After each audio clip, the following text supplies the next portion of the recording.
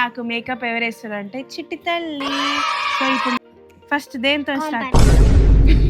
అది కాంపాక్ట్ కాదు, కాంపిటీషన్.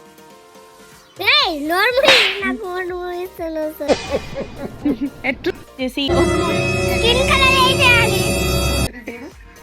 పాపం ఇదిగో. ఓ ఓ ఓ ఓ ఓ ఇదేందనుకున్నావు అంట.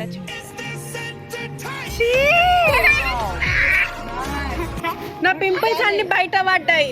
ఏంది లిప్స్టిక్ చూడు, జోకర్ జోకర్ చేసింది నాకు. పోతరాజు లేకుండా అంట మా తమ్ముడు అంటుండు.